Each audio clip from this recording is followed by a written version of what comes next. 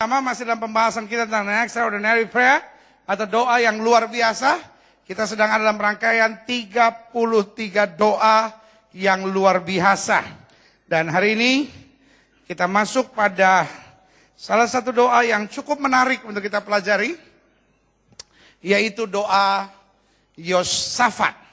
Dan ini salah satu doa yang paling susah saya beri judul.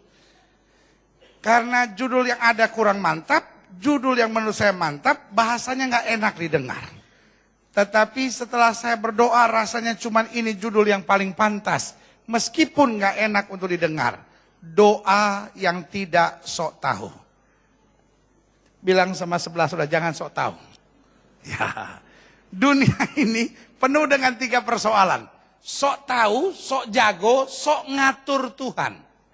Nah, kalau kita berdoa, ya kan, sebetulnya saya nggak usah khotbah. Saudara dengar 3 aja pulang udah cukup diberkati. Ya kan? Saya ulangi. Dalam doa ada 3 hal yang harus kita hindari. 1, jangan sok tahu. 2, jangan sok jago. 3, jangan sok ngatur-ngatur Tuhan. Bilang sama sebelah saudara, jangan sok tahu. Sebab lu nggak tahu apa-apa. Bilang sama sebelah saudara lagi, nah lu jangan sok jago. Karena lu gak jago. Ya, bilang lagi sama sebelah saudara, lu jangan coba ngatur-ngatur Tuhan. Ngatur diri sendiri aja berantakan semua. Apalagi mau ngatur Tuhan. Iya kan? Ngatur mertua aja ribut, apalagi ngatur Tuhan. Iya kan? Nah ini yang kita mau pelajari. 2 Tawari 20 ayat 1 sampai 12. Setelah itu, setelah apa? Setelah bangsa Israel menjadi kuat, setelah umat Tuhan semakin diberkati, setelah itu Bani Moab dan Bani Amon datang berperang melawan Yosafat bersama-sama sepasukan orang Meunim. Jadi saya mau gambarkan dulu, Amon dan Moab itu masih hubungannya sangat dekat dengan orang Yahudi karena mereka masih keturunan dengan Nuh.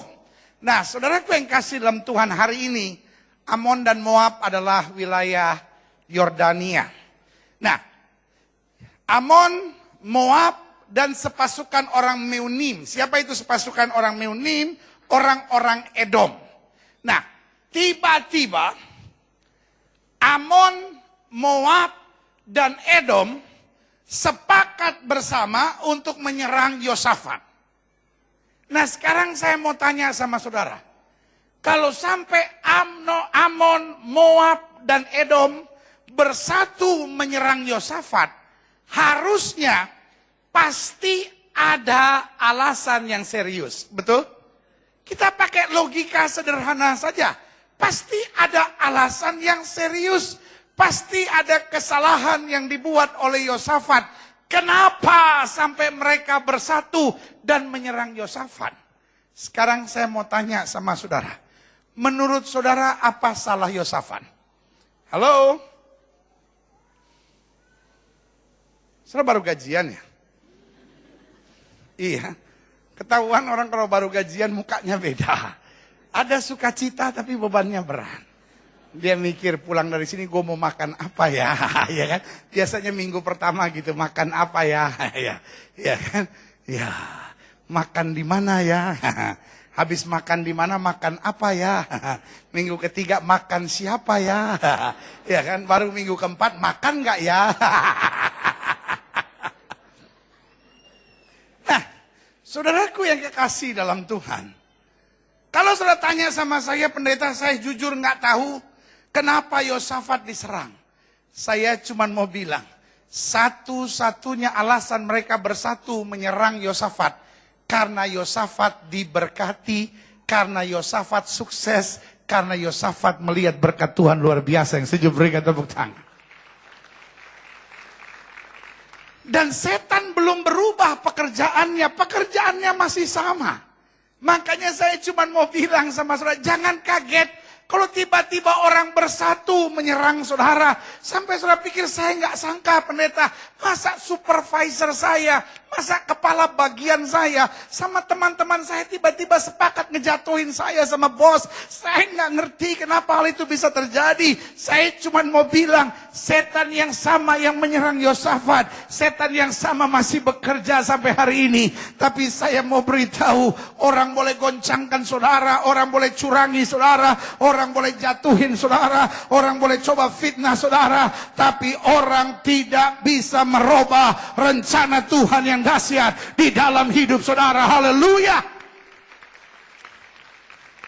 Out of blue, tiba-tiba, without any reason, Ammon, Moab, Edom bersatu attacking Jehoshaphat. Ayat yang kedua, saya diberkati dengan kalimat pertama ini. Datanglah orang memberitahukan Yosafat. Setelah tanya sama saya, lo kenapa pendeta ayat ini jadi penting buat pendeta? Dengar baik. Strategi sudah disusun sangat rapi. Pasti Moab, Edom, dan Amon berkata, jangan sampai ketahuan Yosafat ya. Mereka sudah rancangkan serangan mereka, akan serangan yang tiba-tiba mengagetkan. Wipe him out. Ngabisin Yosafat sama sekali. Tetapi saya mau beritahu, for the righteous nothing come by surprise. Buat orang-orang benarnya Tuhan, tidak pernah ada sesuatu yang mengejutkan terjadi. Amin. Di sini dikatakan datanglah orang. Tidak dibilang datanglah pegawai Yosafat. Artinya apa? Pegawai Yosafat, pasukan Yosafat berhasil dikelabui. Sampai pegawai-pegawainya Yosafat tidak sadar. Sampai pasukan-pasukannya Yosafat, sampai tentara-tentaranya Yosafat bisa dibohongi. Tetapi kita tidak pernah mampu bisa membohongi Tuhan. Tuhan menyediakan pertolongan tepat buat Yosafat. Berikan tepuk tangan yang meriah. Saudara nggak usah pernah curiga sama siapapun. Saudara nggak pernah perlu khawatir kalau ada kejahatan di belakang saudara, pasti Tuhan akan menyatakannya buat saudara. Amin. Ada saja tuh orang yang Tuhan bisa pakai out of blue, orang yang nggak dikenal, makanya ditulisin datanglah orang memberitahukan kepada Yosafat. Dan ini bukan cuma sembarang orang, dia tahu persis apa yang terjadi. Dia bilang suatu laskar yang besar datang dari seberang Laut Asin. Laut Asin itu laut mati. Dari Edom menyerang tuanku. Sekarang mereka di Hazeson Tamar, yakni En-Gedi. Nah, En-Gedi itu gini. Kalau saudara lihat peta Israel, paling utara adalah Gunung Hermon. Paling selatan adalah perbatasan dengan Mesir. Nah, En-Gedi kira-kira di pertengahan perbatasan Mesir, sehingga dia datang dari wilayah selatan Israel. Saudaraku, orang ini tahu persis what's going on. Sehingga Yosafat sama sekali tidak perlu khawatir. Kenapa? Udah dikasih tahu jelas. Tuhan selalu punya orang untuk menceritakan segala sesuatunya kepada saudara. Amin. Ketika orang sudah siap-siap mau jatuhkan saudara, ada pertolongan yang Tuhan sediakan buat kita. Berikan tepuk tangan. Lihat selanjutnya, ayat 3. Yosafat menjadi takut. Loh, kenapa Yosafat takut? Loh, karena Yosafat manusia normal. Tahukah saudara, beriman menjadikan kita orang normal. Sama-sama bilang beriman membuat saya tetap normal. Jangan ada pengajaran yang aneh-aneh. Oh, kalau kita udah percaya Tuhan, kita nggak mungkin takut dong, kita nggak mungkin khawatir dong, kita nggak mungkin kecewa. Bu, kalau saudara dengar berita yang aneh-aneh, kecewa nggak bu? Marah nggak bu? Emosi nggak bu? Ada orang datang bawa kabar, bu, suaminya punya anak di luar. Ibu bisa bersyukur? Puji Tuhan, suami saya masih subur. Udah kepukul di otak namanya bu. Marah dong bu. Sakit dong bu. Kecewa dong bu. Iya kan? Loh, kalau gitu kita anak Tuhan apa bedanya sama orang dunia? Bedanya the follow up. The first reaction will be the same. Kita manusia kok. Difitnah orang, deh, ilah tuh orang gue gampar juga. Diomongin orang, deh, ilah kalau gue ketemu gue robek tuh orang mulutnya. Ya. Cuman bedanya orang dunia dia samperin dia robek bener. Anak Tuhan first impressionnya boleh just the same. But the follow up is different. Sudahlah. Saya mau marah juga percuma. Saya masih punya Tuhan. Saya serahkan semuanya kepada Tuhan. Amin. Kalau orang dunia gua santet tuh orang. Toh santet gak ada hukumannya. Kalau gua bunuh orang 20 tahun. Kalau gua santet. Ya. Berani aja hakim jatuhin hukuman ke gua santet juga hakimnya. Coba aja polisi berani tangkap gua santet juga polisinya. Ya. Orang dunia kan gitu. Kau dengar berita buruk, takut, khawatir, marah-marah, semua orang disalahin di rumah, tapi ini luar biasa. Yosafat menjadi takut. Saya cuma mau tanamkan dalam diri saudara, beriman itu manusia normal. Kalau saudara tiba-tiba takut, sedih, emosi, khawatir, kecewa, itu normal. Your first impression is just normal. But bedanya the follow up. Orang dunia follow up-nya tambah jahat. Tetapi anak Tuhan, follow up-nya seperti ini. Yosafat menjadi takut. Lalu make a decision. Lalu mengambil keputusan. Nah ini yang beda. Orang dunia langsung mengambil keputusan itu. Cari orang itu, gamparin orang itu. Lawan, sikat, hancurin. No. Lalu mengambil keputusan. Untuk mencari Tuhan. Haleluya. Ia menyerukan kepada seluruh Yehuda supaya berpuasa. Ayat 4. Dan Yehuda berkumpul untuk meminta pertolongan daripada Tuhan.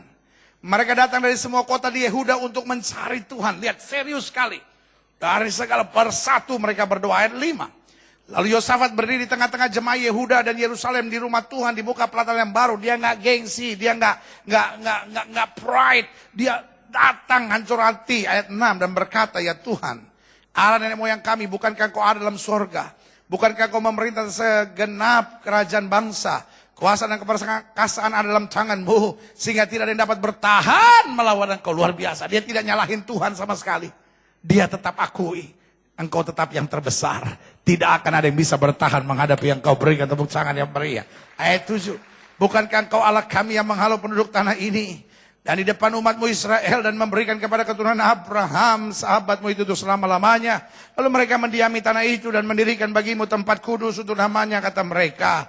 Bila sesuatu malapetaka menimpa kami, yakni pedang, penghukuman, penyakit, sampar atau kelaparan, kami akan berdiri di muka rumah ini di hadapanmu.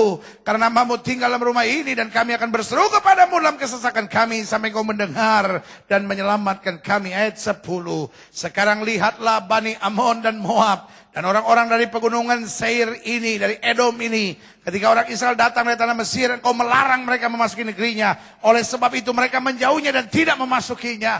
Dia jelaskan sakit hatinya. Dia bilang, Tuhan, salah satu yang menyakitkan, bukankah waktu kami masuk tanah perjanjian, Tuhan tidak boleh membuat kami menyerang Ammon, Moab, dan Edom. Dengan lain kata, kami tidak pernah mengganggu Ammon, Moab, dan Edom. Kami tidak pernah berbuat jahat kepada Ammon, Moab, dan Edom. Kami selalu berbuat baik. Kenapa sekarang kami menerima jahat dari mereka? Tahukah saudara? Membalas yang jahat dengan yang jahat adalah jahat. Gak ada yang bilang amin? Gak apa-apa. Saya ulangi sekali lagi. Membalas yang jahat dengan yang jahat adalah jahat. Sebagian saudara berkata, saya kurang setuju pendeta. Karena buat saya membalas yang jahat dengan yang jahat adalah normal. Saya ulangi sekali lagi. Membalas yang jahat dengan yang jahat adalah jahat. Kalau saudara tanya sama saya, kenapa jahat pendeta? Karena itu berarti engkau masih punya stok jahat dalam hidupmu. Saya ambil contoh. Saudara datang ke rumah saya. Saya sediain bir. Apa artinya? Berarti saya masih punya persediaan bir. Saudara datang ke rumah saya. Lalu saya sediakan air es. Saudara minta bir. Saya bilang tidak ada. Saudara cabut senjata. Taruh di kepala saya. Saya minta bir. Saudaraku. Apapun yang terjadi, kalau di rumah saya tidak punya stok bir. Saudara mau puji saya, saudara mau baikin saya, saudara mau bunuh saya, tidak bisa ada bir. Kenapa? Stoknya nggak ada. Amin. Orang boleh memfitnah kita, orang boleh jahatin kita, orang boleh curangin kita. Kita cuma bisa memberkati dan mendoakan mereka. Kita nggak punya stok jahat. Saya masih punya, pendeta. Kenapa saya tidak bisa mengutuk orang yang menjahati saya? Karena saya tidak punya stok kutuk dalam hidup saya. Amin. Kenapa kita tidak bisa membalas orang yang berbuat jahat kepada kita? Stok jahat udah habis. Paling-paling kita bilang kalau 20 tahun udah begini gua gampar. Tapi sekarang stok gampar udah nggak ada. Ya. Amin. Amin. Ngerti mau saya? Kalau saudara masih bisa mengutuk orang, berarti engkau belum sungguh-sungguh disalibkan. Baru dijepit sedikit, belum disalib. Amin. Iya. Kalau stoknya nggak ada. Kenapa kita nggak bisa nyumpain orang? Kenapa kita nggak bisa ngutukin orang? Kenapa kita tidak bisa balas yang jahat dengan yang jahat? Karena di hatiku yang ada cuma kasih, berkat, damai sejahtera, sukacita dan kekuatan yang sujud berikan tepuk tangan. Dengar baik.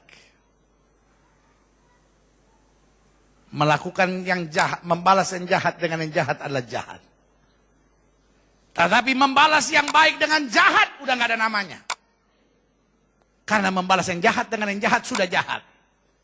Berarti kalau ada orang yang membalas yang baik dengan yang jahat, dia bukan cuma jahat, dia biadab, saudara-saudara. Jangan tersenyum, dap. Ya. Kalau orang menolong saudara, lalu kau jahati dia, saya beri nama biadab. I am your pastor. And as your pastor, sebagai gembala saudara, tugas saya bukan hanya memberitakan firman. Tapi tugas saya mengarahkan hidup saudara supaya berkualitas Injil Kristus. Yang setuju katakan amin. Izinkan saya mengingatkan setiap saudara. Kalau orang berbuat jahat kepada saudara, berkatilah. Amin. Apalagi kalau orang berbuat baik kepada saudara. Aduh. Kalau orang sudah berbuat baik kepada saudara, orang sudah menolong saudara, orang sudah menyelamatkan saudara, orang sudah membimbing saudara, orang sudah membantu saudara, saudara tetap berbuat jahat, saya beri nama biadab. Waduh, pendeta saya udah bertobat 25 tahun pendeta. Belum pernah saya dengar ada pendeta di mimbar bicara biadab. Makanya kau jadi jemaat di tempat ini kan. Karena jemaat di tempat ini jemaat yang paling antik di seluruh bumi. Saudara akan mendengar kata-kata yang pendeta lain gak pernah pakai kata-katanya. Bedanya karena saya bukan seorang pengkhotbah yang baik. Saya cuma seorang gembala yang sayang pada jemaat yang Tuhan percayakan. Saya mau pastikan hidup saudara naik dan tidak turun. Hidup saudara mengalami kemenangan-kemenangan yang dahsyat. Saya ngomong apa adanya. Saya bukan orang yang pengen disenangin orang. Saya cuma orang yang pengen disenangin Tuhan. Tuhan suruh ngomong apa, saya ngomong. Dan saya tidak mau lihat orang yang ngomongnya Tuhan, Tuhan, Tuhan. Tapi hatinya busuk.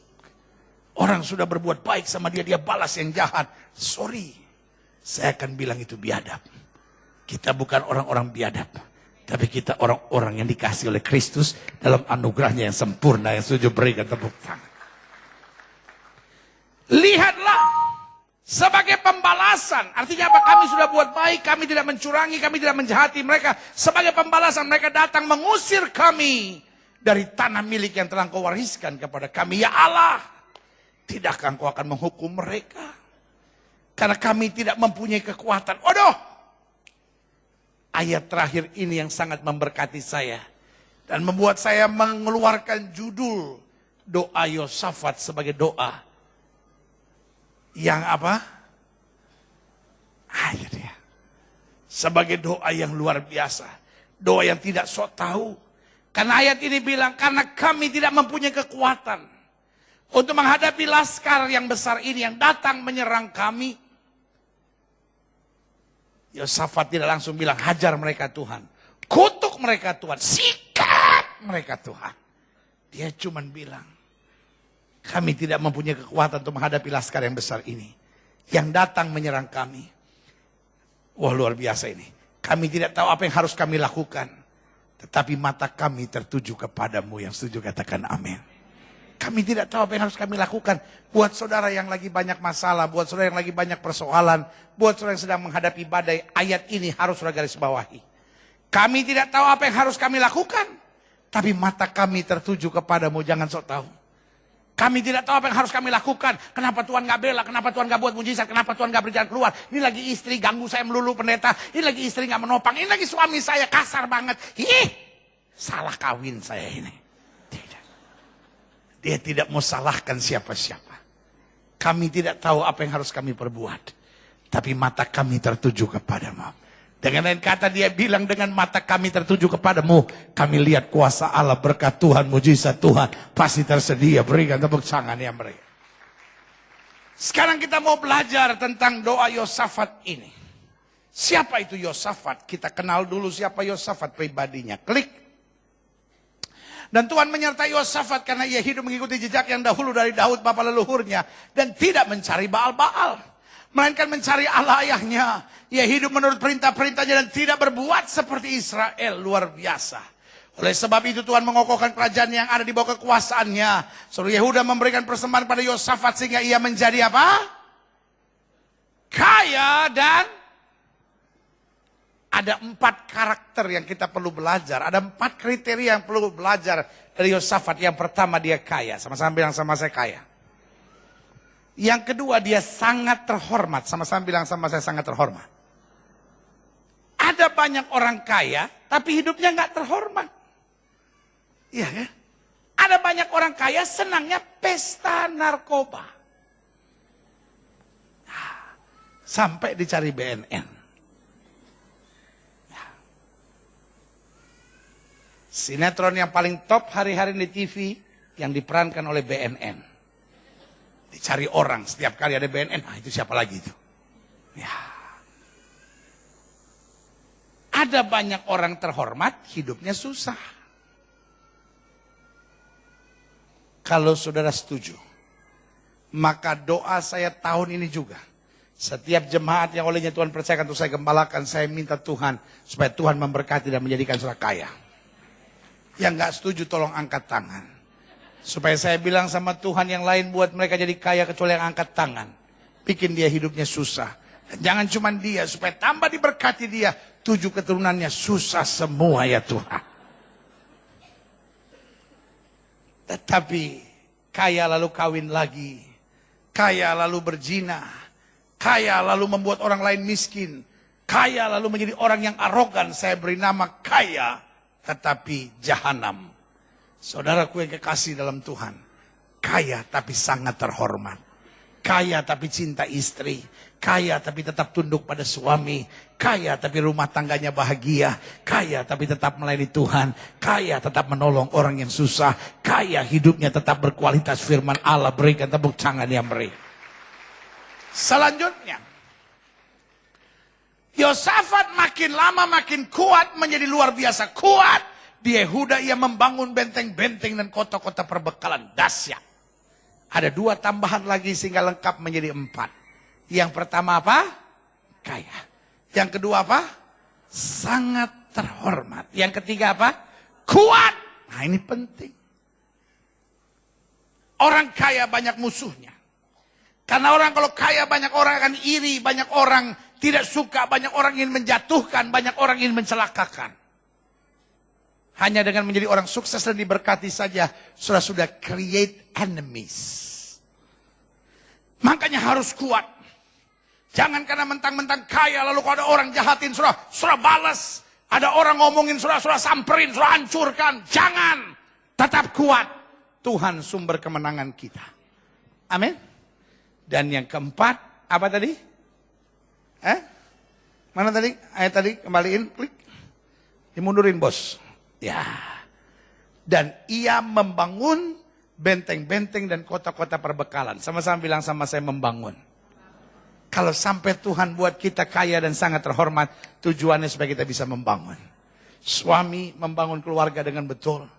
Istri membangun keluarga dengan betul. Anak-anak muda membangun, para pengusaha membangun. Bukan menghancurkan, bukan menginjak orang miskin. Bukan bersaing sama siapapun, membunuh orang lain. Ada banyak orang kalau dia kaya, dia matiin semua orang supaya dia jadi lebih kaya. Kaya, sangat terhormat, kuat, dan membangun. Amin. Siapa yang rindu kriteria itu boleh ada dalam hidupnya di tahun ini juga. Jangan buru-buru turunin. Saya pengen hitung betul-betul supaya saya tahu doain siapa. Sama-sama bilang sama saya percaya saya akan kuat. Saya percaya saya akan sangat terhormat. Saya percaya saya akan kaya. Saya percaya saya akan membangun. Yang setuju berikan tepuk tangan yang meriah. Tapi sayang Yosafat punya persoalan serius. Lihat selanjutnya, klik. Ketika Yosafat kaya dan sangat terhormat. Ia mulai tidak hati-hati. Ia menjadi besan Ahab. Dan kalau sudah baca sejarahnya, banyak persoalan terjadi karena apa? Hubungannya dengan orang-orang yang tidak percaya.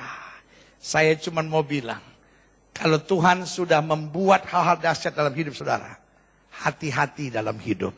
Hati-hati dalam bertindak. Hati-hati dalam mengambil keputusan. Hati-hati dalam melangkah. Jaga diri dengan betul. Sehingga kita tidak bisa digoncangkan untuk hal-hal yang tidak penting. Yang setuju sama saya katakan, amin. Nah, apa jawaban Tuhan dan sikap Yosafat dalam situasi yang sangat genting dan sangat serius, di mana Yosafat sampai berkata, kami tidak tahu apa yang harus kami lakukan, tapi mata kami tertuju kepadamu. Klik yang pertama.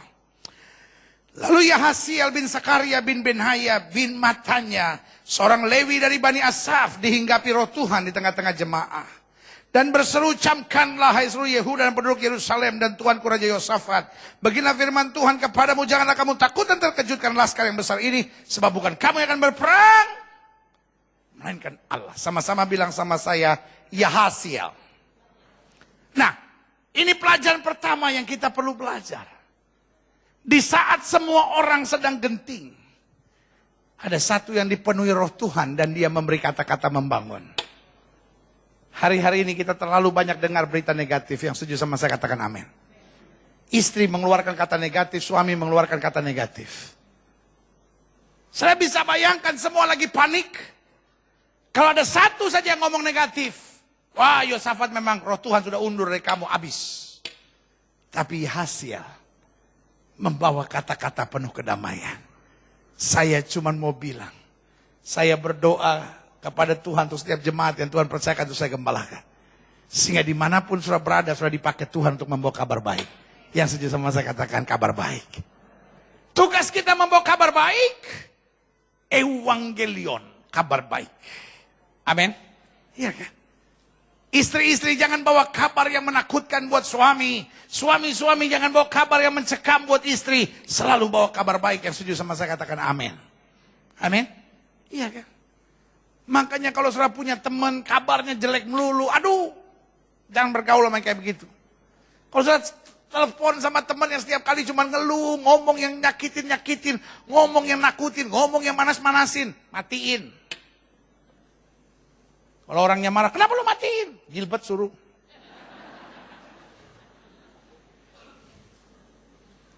Kalau sudah punya teman, BBM-nya terus broadcast message yang negatif-negatif. Minum ini cancer lah. Makan ini tai lalat rontok lah. Dekat sama ini ketombe keluar lah. Ada aja. Pokoknya broadcast message yang gak ada yang membangun.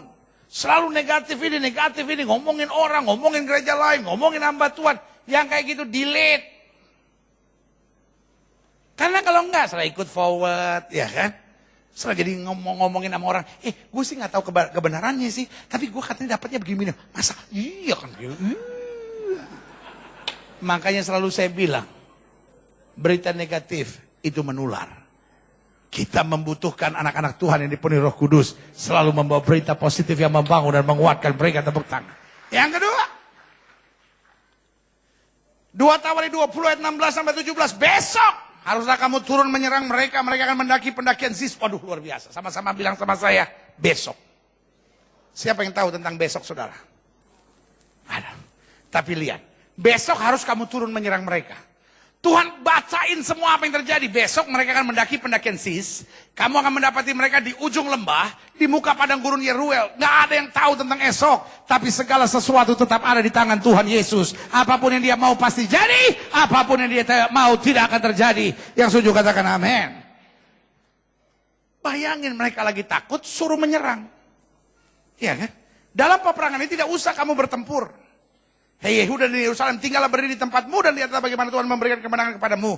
Janganlah kamu takut dan terkejut, majulah besok menghadapi mereka, Tuhan akan menyertai kamu. Saya mau tanya sama saudara. Kalau saudara dalam posisi Yonatan, saudara ngerti nggak perintah ini? Ngerti nggak? Hello? Kalau saudara dalam posisi Yosafat, saudara ngerti nggak perintah ini? Disuruh menyerang, tapi nggak boleh ngapa-ngapain. Suruh berdiri doang. Ngerti nggak? Mate maho. Ngerti dari mana? Menyeranglah, habisilah. Itu normal. Suruh maju menyerang, tapi suruh diam. Lah? Kayak sapi ompong kita di situ.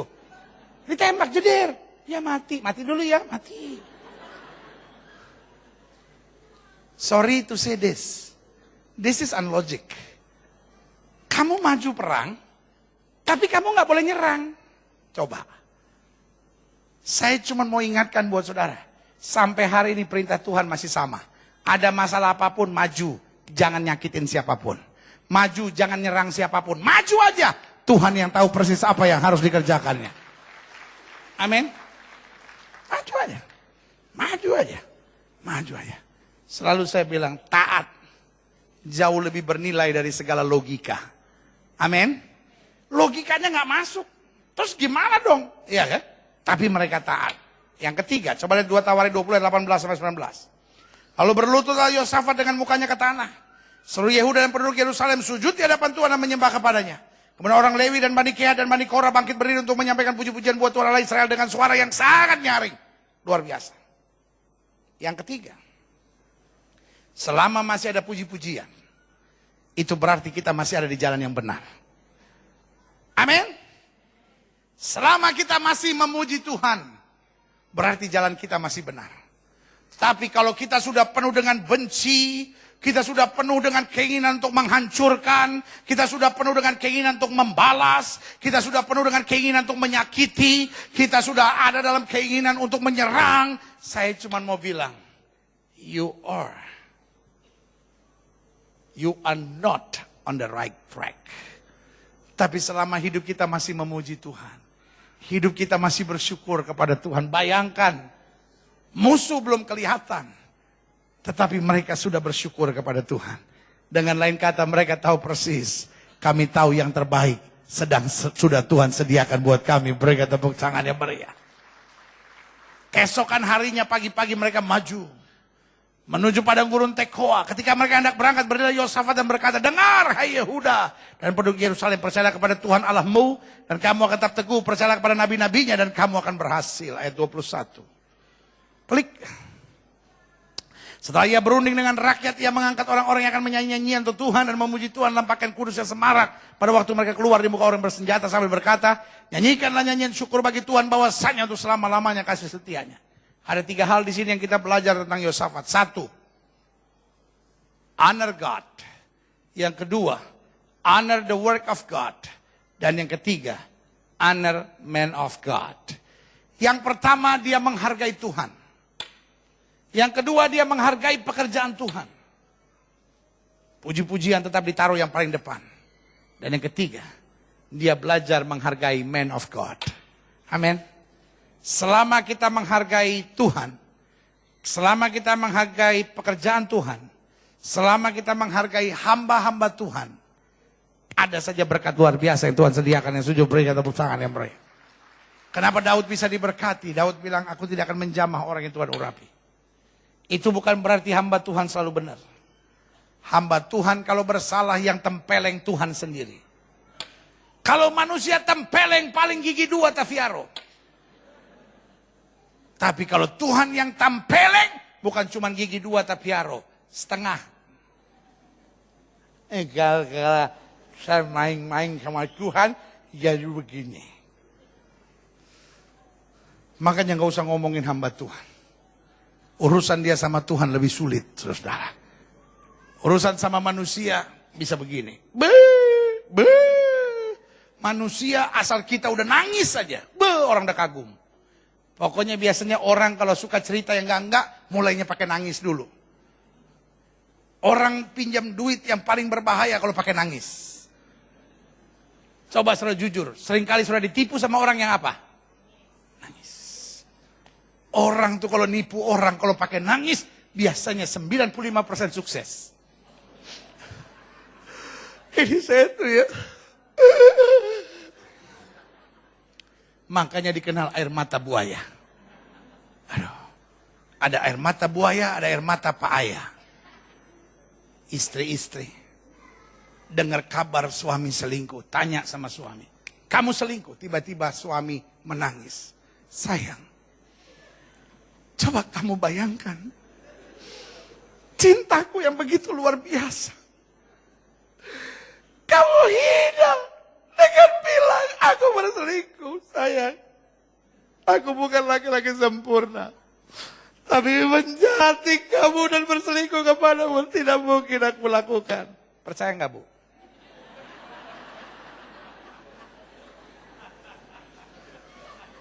Saya ngomong begini bukan karena Alkitab mencatat, tapi saya ngomong begini karena gue udah sering ditipu orang. Dan saya nggak mau lu ditipu orang. Ya kan? Jadi saya sudah belajar.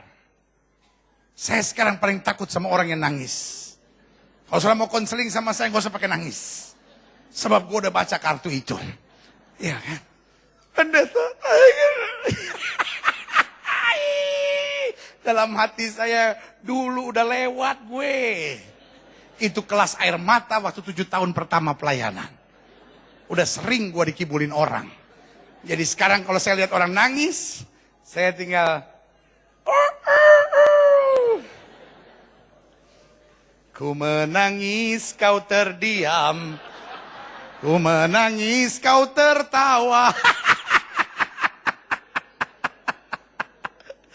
Aduh, hari ini saya cuma mau ingatkan buat saudara. Honor God. Honor work of God. Honor man of God. 3 hal ini kita jaga. Saya cuma mau bilang. Di hadapan manusia kita bisa berliku-liku. Tapi di hadapan Tuhan, segala kebenaran dinyatakan, diungkapkannya. Berikan tepuk tangan. Selanjutnya. Klik. Aha. 2 Tawari 20 ayat 22 sampai 23. Ketika mereka mulai bersorak-sorai dan menyanyikan nyanyian pujian, dibuat Tuhanlah penghadangan terhadap Bani Amon dan Moab. Dan orang-orang dari pegunungan Seir yang hendak menyerang Yehuda. Sehingga mereka terpukul kalah. Jadi kurang lebih ceritanya begini. Mereka mulai bersorak. Lalu orang-orang Edom, sepasukan orang Meunim dari pegunungan Seir itu, orang-orang Edom ini pikir, waduh, kayaknya bangsa Israel nggak kuat. Daripada kalau kita nyerbu bersama, akhirnya hartanya harus dibagi 3. Mereka mulai serakah. Mereka sikat Amon dan Moab, karena mereka pikir, toh kami juga bisa kok menyelesaikan sendiri bangsa Israel. Kita hadang aja ini Amon dan Moab. Akhirnya terjadi pertempuran. Bukan kepada orang Israel, tapi antara orang Edom, orang pegunungan Seir, sepasukan Meunim, yang menyerang Amon dan Moab. Ayat 23. Lalu Bani Amon dan Moab berdiri menentang penduduk pegunungan Seir, hendak menumpas dan membunuhkan mereka. Segera sesudah mereka membinasakan penduduk Seir, mereka apa? Haha. Saya bisa lihat nggak di sini? Ada 3 yang bersatu. Edom, Moab, dan Amon. Sekarang waktu bangsa Israel mulai maju, sama-sama bilang sama saya, makanya saya harus maju. Jangan mundur, jangan sembunyi, maju aja. Lalu apa yang terjadi? Waktu mulai maju, Seir mulai semakin orang Edom, orang Seir, orang Meunim, ini mulai timbul roh keserakahannya. Ah udah kita sikat aja Amon dan Moab supaya hartanya kita kuasai sendiri. Dia hajar tuh Amon dan Moab. Dua. Tiba-tiba Amon dan Moab lebih kuat. Dia hajar lagi ini orang Edom. Nah, waktu dalam pertempuran ini nggak tahu siapa yang salah. Tiba-tiba waktu Edom sudah habis, Amon marah sama Moab, Moab marah sama Amon. Dong deng dong, kata orang Manado bilang. Dorang deng dorang baku sika, baku bunuh, baku gigi. Ya kan? Dong bagi, ceger. Saya bisa bayangkan nggak? Sesuatu yang tadinya tidak dimengerti oleh bangsa Israel, sesuatu yang tadinya nggak dimengerti oleh Yosafat, saya disuruh maju tapi nggak boleh ngapa-ngapain. Saya disuruh maju cuman berdiri menyaksikan.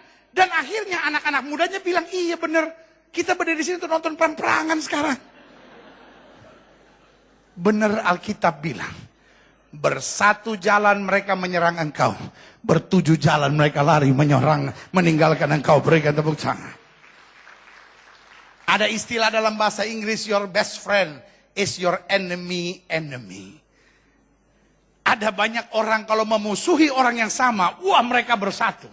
Walaupun tadinya mereka bukan teman, walaupun mereka tadinya nggak saling kenal, walaupun mereka sebetulnya tadinya saling membenci, tadinya saling menyerang, saling menyalahkan, tetapi karena punya musuh yang satu, bersatu. Jangan kaget.